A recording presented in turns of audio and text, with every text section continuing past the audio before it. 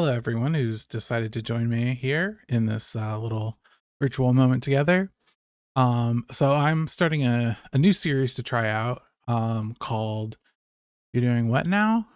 Where I'm just going to talk about and show things that I'm working on or currently am interested in because I just kind of bounce around to lots of different hobbies and stuff. And I don't know, I think they're cool. So here we are. Yeah, I want to keep it pretty casual, pretty unedited, um, and just talk about and show stuff and put it online. Uh, yeah, hopefully you'll think it's interesting. Um, I've spent so long messing around with my setup here today that I barely remember what I came on here to talk about. But I at least remember the topic I had in mind, um, which is Kalevala. Which is a Finnish epic poem. I've got a copy of it here. Um, the Penguin, oh, great lighting. The Penguin Classics version, Kalevala, the epic of the Finnish people. Sorry, I was too close to my mic there. Originally by Elias Lundrot, I think is the pronunciation. We could look it up, but maybe later. So yeah, I came across this because I was playing a game called Noita, um, which yeah is a pretty cool game where you play a witch going into a mountain. It's kind of like a roguelike physics what do you call that? Like a physics. There's a lot of physics going on, physics and magic. It's really hard. It's really neat. I played that for a while. Despite roguelikes not really being my thing usually. But yeah, I was really enjoying it, and I liked the world building it in a whole lot. And so I was looking things up about it on like Reddit and stuff, and um what I found was people talking about how uh I, I believe the developers are Finnish, and how heavily influenced by Finnish folklore a lot of their world building was. And this isn't the first time that that's happened to me playing a video game. I also really like the Alan Wake series, which is also apparently has a lot of Finnish folklore elements to it. I believe also Finnish developers.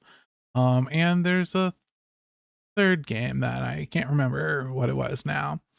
Um, but yeah, so I keep getting pointed in this direction, and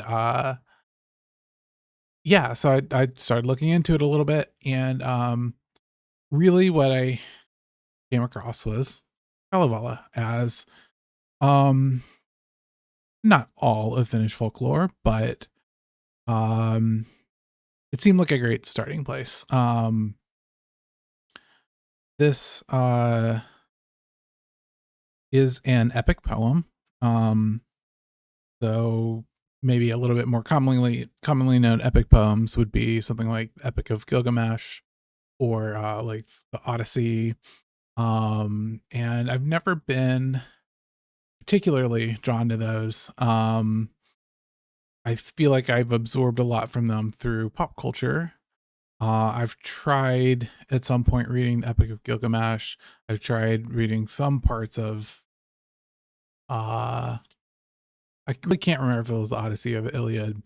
Um but I just never really got sucked in, and part of it was me not understanding some contextual things with that. But anyway, um this one did draw me in. Maybe because it's so foreign to me and that it hasn't permeated um the culture where I live that much. So it's very different. And I mean, perhaps I'm just in a better place to have like some kind of like understanding of I don't know how to phrase this, but um I don't know. It seemed cool. So yeah, a couple back in I think like the 1800s. Um, there's a whole bunch of like history behind. There's like political motivations and all kinds of things playing a part at this poem being compiled into this one epic. Um, I'm saying poem, but I mean song or set of stories. You know, it's kind of a melding of those. But this guy Elias went around Finland. He was a scholar and um, collected songs and stories from people throughout a couple different parts of Finland, and kind of wove it all into this series of long poems. And yeah, I'm reading the name, the translation by I know Friberg. Don't know if that's right. Um, and so you can see, you know, so you can't see actually is I'll make it illegible. I'm looking at this name here, adjusting my wonder if I can adjust the focus. We're learning together what I the limits of what I can do here. Don't see. No, I can't adjust the focus. Perfect. Whatever. Maybe I'll put it in the description. Um Also, if you notice me gradually getting shorter throughout a video, it's because this damn chair likes to sink to the ground. So I'm gonna fix that because it drives me nuts. And you can hear my chair creaking under my tremendous power. Anyway. So yeah, I did a fair amount of research into the different translations, and from what I gathered, Aino's sounded the most attractive. He is a Finnish American, and yeah, it seemed like he was well positioned to maintain some degree of the like musicality of the text, but also getting the meaning translated well. And yeah, so I guess I'll get my like little receipt. I'm a little bit more than halfway through this, and it's been a ride. um like I said, I haven't really made it very far into any epic poem, and you know, this some of these stories, it is thought by what are those people called? Folklorists. um the some of these they think date back to like caveman era. So like very, very old stories that have been passed on through song and word of mouth for thousands of years.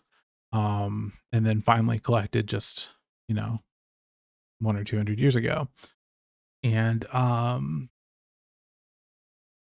it's so like vastly different from uh anything that like I really read, any like modern stuff. I read a fair amount.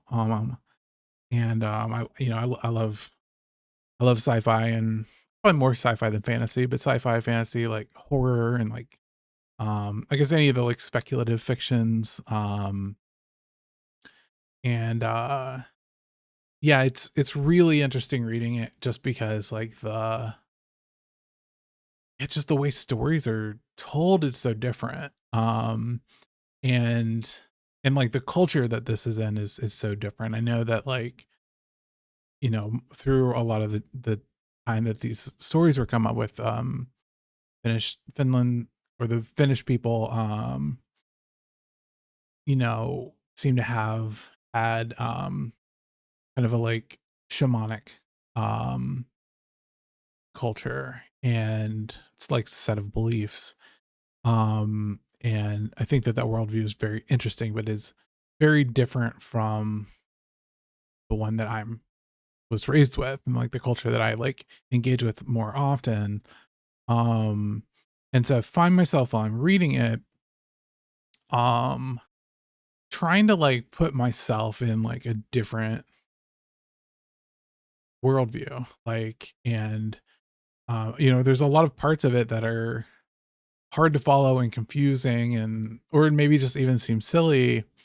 One thing that trips me up a lot is that um time, like the conception of time, is just like, it feels nuts to me.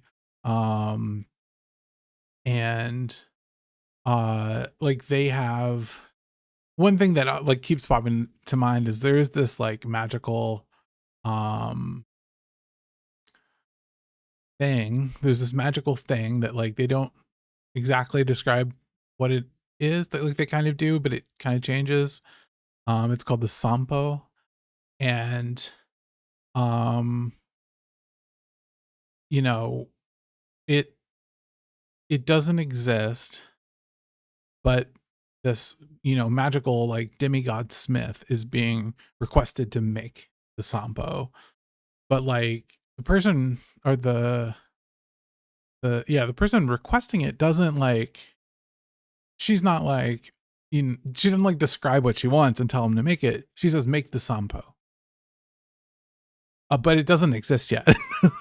So like, and like, there's a lot of stuff like that where, um, I think it's the nature of these being stories that are told, I'm reading it, I'm reading it in like this very specific order, just as it's written in this book. But I think the way that these stories were told and developed, these would have been things that you were hearing bits and pieces of all throughout your life.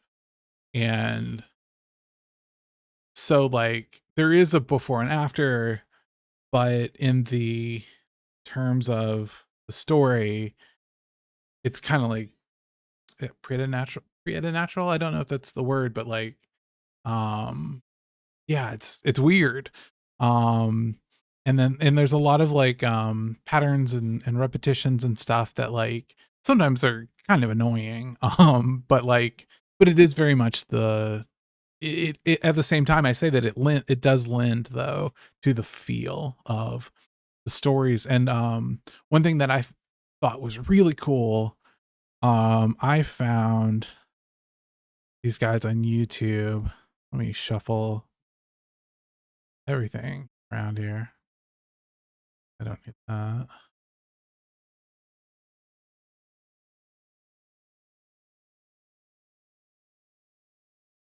I wonder.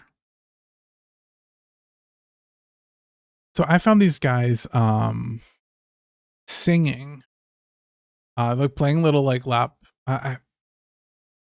There's a word for the instrument they're playing. To me it seems like a lap guitar, but I know that's not exactly what it is. But they're like these folklorists, um, and they sing, if not all, several of the stories in this book. And like, um, let me just grab it right now.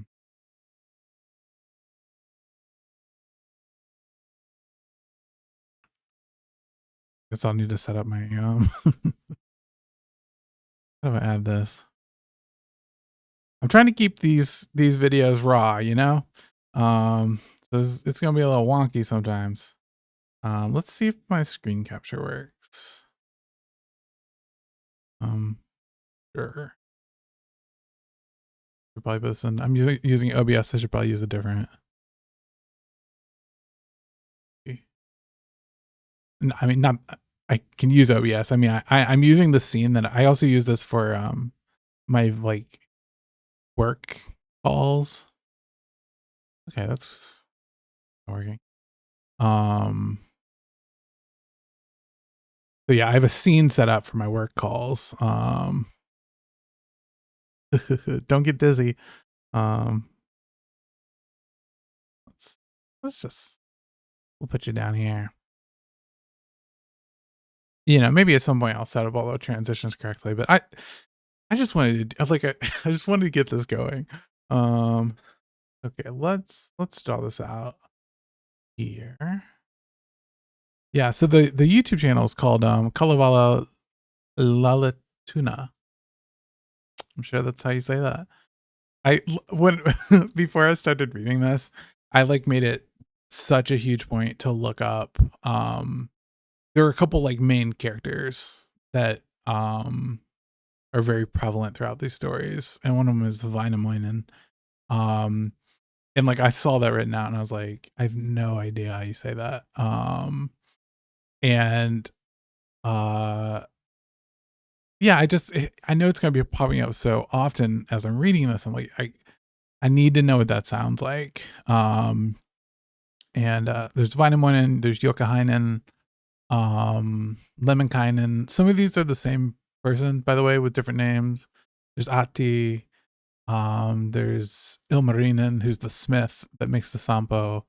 Um, and yeah, I'm like, I gotta know how you pronounce these. That's how I wound up finding these guys singing it, searching on YouTube. And like, I found a couple of different, like, how you pronounce this voice or this name videos and stuff. But they weren't, I mean, they were fine. I don't know. And I found some podcasts and stuff, but then this was the coolest thing because to me, this is like, this captures like the vibe so well of, what you're getting into. Cause also, part of the folklore, part of the lore here, I'm getting short again. Part of the lore here, like a very big part of it is that, in these stories, like magic is done through singing. And I think that that's really interesting, especially with, that these stories are songs. And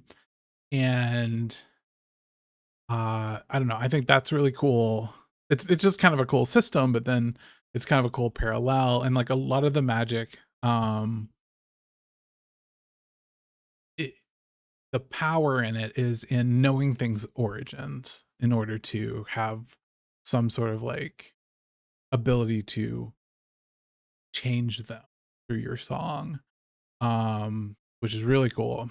Um, and is part of what drives me crazy when like, they learn at some point the story of the origin of iron, which is one of my favorite little stories in here, or a part of a story. Um, and yeah, there's so much of that like, oh, this thing doesn't exist yet, but this guy already knows everything about it and how I don't know, it feels so contradictory. Anyway, what if I do this? Yeah, this is like the first one. And let's just like hear part of it.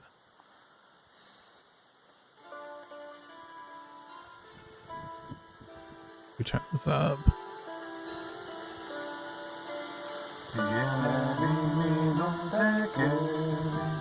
Aivoni ajattelin lähteäni laulamaan, saani sanelemaan, sukuvirttä suotamaan, lajivirttä laulamaan, sanat suussani sulavat, puheet putoilevat.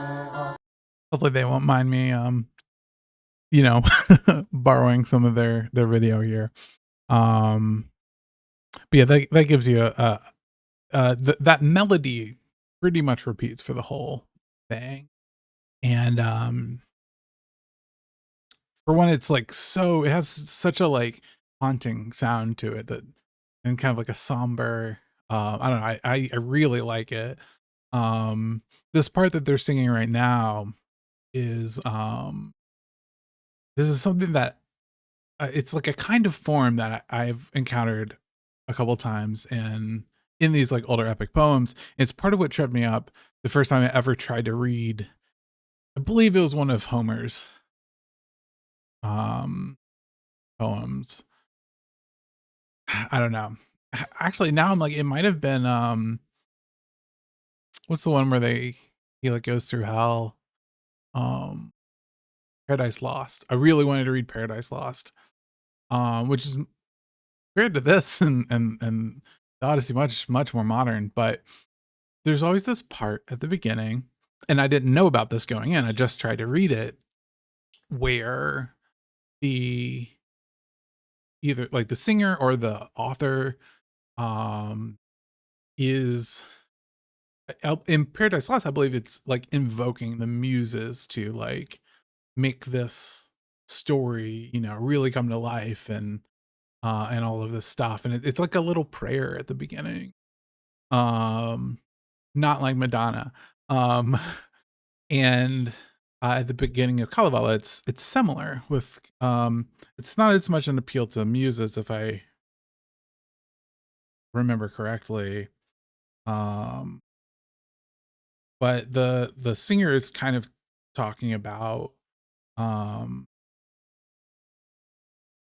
you know that he is going to tell you a story and you can it's very much like you're sitting around the hearth at an inn or a family, or like you're a guest somewhere and someone is singing songs, and he has this whole kind of like preamble of like, I'm gonna sing this song, and um here's how I went and gathered all these stories for you. And there's a part in there that I think is so funny, um and like kind of adorable. Let me see. Yeah, I'm like keeping the translation from you. I haven't read any part of this to you. Um, but let's see where is it here. I think it's so amusing. Um,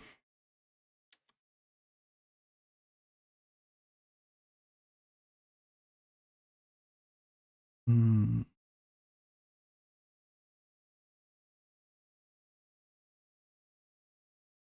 it's very long-winded. Hmm. Now, see, now I'm into the story. I've passed the part I'm looking for here. I guess I should have like marked all the amusing parts in this book to myself. I could find them easily.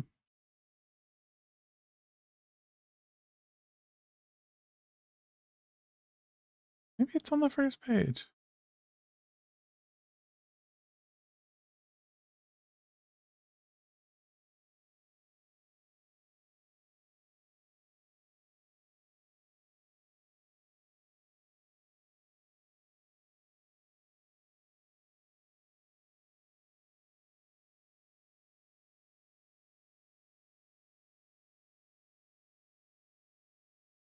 Okay, yeah. Okay, so he tells this whole long thing of how he toiled together these, which also mirrors what Elias was doing, going around gathering these stories. I think that's really interesting.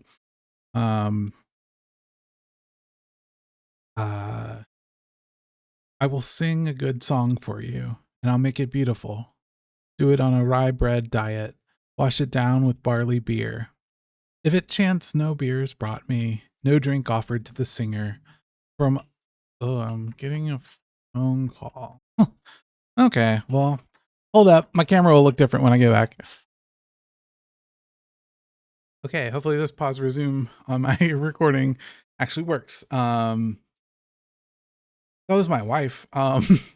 She went uh she's a bartender, and she was doing karaoke. She's just out, doing karaoke, and then she dropped by her work just to hang out for a minute, and her coworker was so trashed. So she took over the shift and has been working this whole time, and I thought she was out gallivanting and having fun. So she was calling to update me on her situations, but she is getting out of work and she's gonna go have fun now, which is good and important. Um, and yeah, I'm not much of a be out in public in bars kind of person, at least not these days. I did used to play music live. That's how you would find me in a bar mostly. But she likes to go out and sing things and stuff. So she's out doing that, and I'm here being a dork. Um, yeah, where were we? Let's get back to it. I think I was reading you this part. Funny because they're talking about drinking. Um, let's see. Okay. No, I jumped to the wrong part. I picked up where I'm actually at. Um, hopefully this is fun for you. I'm trying to keep it you know, we're just hanging out. I don't want to edit videos all day. I have to find it again. 20 minutes later. Um, I'm gonna start over. I will sing a good song for you, and I'll make it beautiful. Do it on a rye bread diet. Wash it down with barley beer. If it chance no beer is brought me, no drink offered to the singer, from a leaner mouth I'll warble. Sing along on water only, to make this evening's joy more joyful, honoring this famous day, or tomorrow's joy it may be. With the dawn, the new day open. Uh, and then he goes on to really start the Kalevala. And I think that it's so funny to me, just the like, like you buy me a beer, it's okay if you don't. I'm just, I'm up here singing. And I love it's so um sometimes you come across things that really drive home. I think it's easy to look at history and look at the past, look at these people and think like how different we are. And there comes up things where it's like, no, we're really not that different. Like people being people, and I think that that's delightful. And I get if there's just humans can be so terrible, um but also so wonderful. And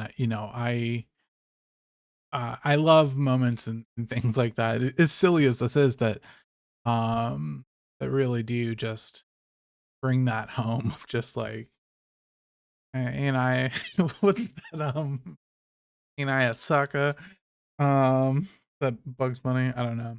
Anyway. Oh, also, I meant to hide this video. How do I do that? Boom. Easy. I know how to use OBS. Um, yeah. Anyway, so I love that.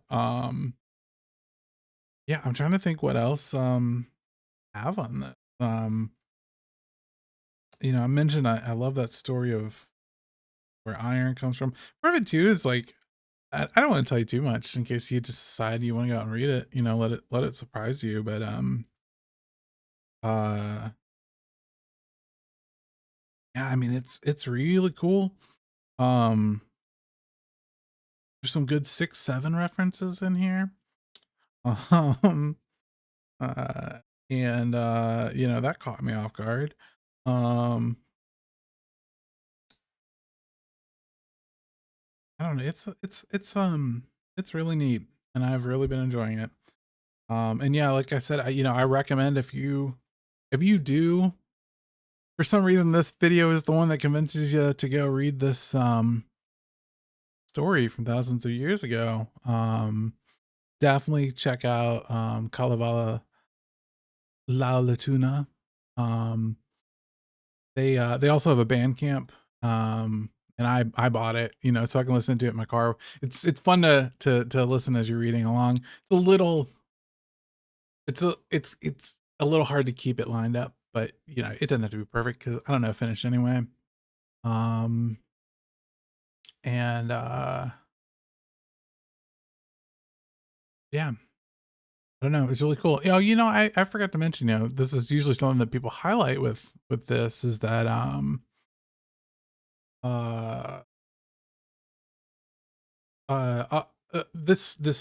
uh this poem inspired Tolkien a lot in the writing of like the Lord of the Rings and Silmarillion. And yeah, I guess I'm leaving that at the end because everybody always mentions that at first. But for me, it's just a footnote in my delightful video where I rant aimlessly about a book that someone more educated can do better. But yeah, I don't know. It's cool. If you've read it, uh, tell me what you thought of it. Leave your comments. Maybe some insights for me. 'Cause, yeah, there's definitely um yeah, it turns out do have more to say. So this isn't the end of the video. Um there are things that like, I mentioned that they repeat themselves a lot. And